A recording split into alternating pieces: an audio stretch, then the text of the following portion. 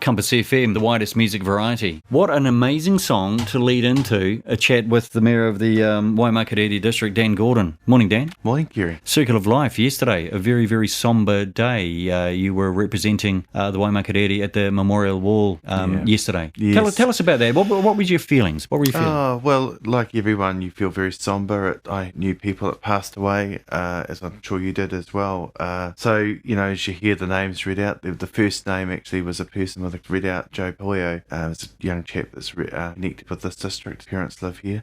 So, you feel sad. It was funny. I was sitting with a number yesterday, and at 12:50, there was quite noise, cicadas, trees, and everything went silent. And we looked at each other, and I thought, gosh, is that just me? But there was just this serene silence. So, look, the service was really well done and really well put together. So sad that Sir Bob Parker wasn't in a position to deliver his comments, but Leanne did a really awesome job doing that. Our Prime Minister spoke well. I saw her, she went past and she said hello to everyone. Very nice person. But also got to meet the Leader of the Opposition who laid a wreath with time. So very moving to do that, and a great honour to recognise that 185 lives lost, a lot of injured, and people that are permanent scarred with the effect that, but 10 years quickly gone. I look at our district and how we fared through that time, and notwithstanding the lives lost, recognise that, but actually the earthquakes were the make of our district. And I look at it now, all our buildings are upgraded and updated, and new buildings, and we're on things in the cities back to that space as well. I was in another locality the other day. I'm not going to say where it was, but I was walking up that main street, see the old facades on building, Canop just shuddered, went down there, because all of what we've been through, it's pretty real. So anything that makes our safe, we're working on, and we have a small handful of building that left, the owners must resolve. So we've been through a lot last, it was sombre and I guess specialised. Absolutely. I was at the Memorial Wall myself. I didn't see you there, otherwise I'd have probably tried to muscle my way into the VIP area where you were ensconced. You'd have been welcome to have joined me, Kiri, for the senior. Yeah. But all jokes aside, isn't it amazing that we here in like when you leave Compass FM, you're walking down the main street back to your office, and anyone can come up to you and say, hey Dan, hey, good on you mate, or hey, I've got an issue. And they do. Yeah. And that is great. The thing is that as close as you are to me right now, that's when the Prime Minister walked past me yesterday. I didn't realise how thin she was. Very thin. She's an incredibly thin woman.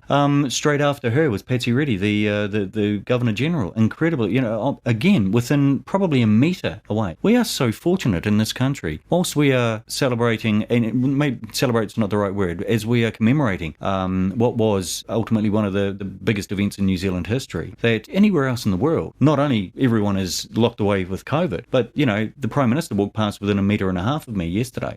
I had to sort of step slightly backwards for the big guy with the sunglasses, but... and the Glock. But yeah, but that's okay. And Kane Williamson and Kyle Jameson, the Black Caps, within just touching distance. We are so fortunate here. Gosh, what a big turnout it was. It was amazing. Too. And I thought what was quite special about it too is all sides of politics were represented yes. there. And it's events like, things like what we experienced, which actually brings out the politics where everyone works hard. We come to, and that's something that I felt really strongly yesterday, was that sense of unity. I got catch up with mayors, my colleague from other localities nearby, and we were there in solidarity together, and that's what we showed at that time, and that's what we should continue to show as we go through the challenges of COVID and other things. I think the earthquake made us we have that resilience. Yeah. We should never forget what happened, because it's something we always remember, and I'll never. I remember exactly where I was on the time too. Yep, I do. And reading some of the posts from my family and friends on Facebook, everyone remembers where they were. The thing is that from carnage come opportunity, and that's pretty much where we are at the moment. You've got your 10-year plan. You're still working away on that one. Yeah, so that we sign off on that this morning actually. So it's just been through its audit, so that'll go to the community on 5th next week, and it's out about the 12th of 8. So we look forward to where they're at. Some of our other councils around the neighbouring councils now starting to theirs out. Proud that our council has probably, if not lowest, one of the lowest rate increase. We're at 3.95%. Really hard to get at that point, and the other years are in the early 4. So that's just hoping something else doesn't come around and bite us. But we're paying off an earthquake recovery loan in that 1% per annum. So we've thought about. I know that there's a neighbouring authority looking at it. Honestly, can't believe that 24% rate rise. Holy cracker! Environment. Talking about crackers. Well, I have to say that if it carries on like that, we'll think if we collect the rate, we're thinking very clear about it rate out to us, and they refute that they're not taking on any debt. We all take debt. Debt's very cheap. cheap. We're a AA rated council, borrow at really good rates, but it's responsible to ensure and generation. I have real body and That's good to hear. And keep on top of that. fireworks, yeah. Yeah. So talking about crackers, Glenda, she's asking the question: why are you and the Waimakariri District Council sitting on your hands and not banning fireworks, as she claims the Christchurch City Council have done? Because a couple of nights ago, there was crackers going off, and apparently there was a bit of a call out from the fire and emergency to put out a fire around a hedge. It was about 2 or 3 days ago.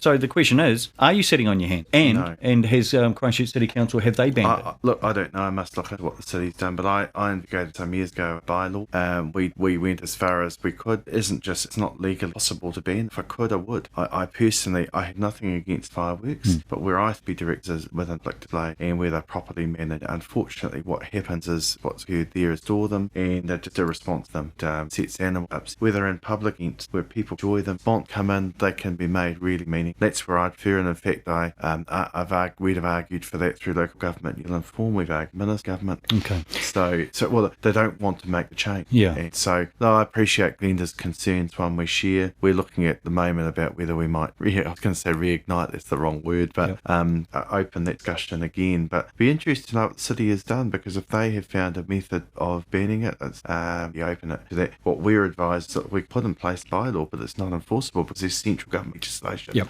over the vote, and we don't spend all that fighting through the courts. I mean, what we say to be careful. Absolutely. And may I point out that possibly Glenda is referring to something at the Christchurch City Council this is on Facebook. There are other ways of approaching you, and that is picking up the phone and giving you a call. But hey, look, the thing is that Glenda did do this. No last name, so that's okay. Glenda's welcome to contact me anytime. Absolutely. At any rate, or anyone actually. I welcome that. Yeah. And I'm always happy to look into it and say, okay. Absolutely. And the good thing is that whilst it's been broached on Facebook, the thing is that now it's out there. Just call the mayor.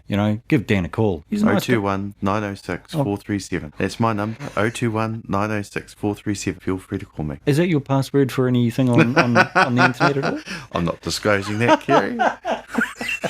Hey, Dan, thanks so much for coming in. We do appreciate it. Well done for representing the Waimakariri District with a plume yesterday. I appreciate what you do every single day. And we'll be back with you next week. I think next week we're actually going to start to change and make it more permanent, that you're going to be coming in just after 8 o'clock News Sport and Weather. Be great. Looking forward to it. Brilliant. Thanks, Kerry. Compass FM.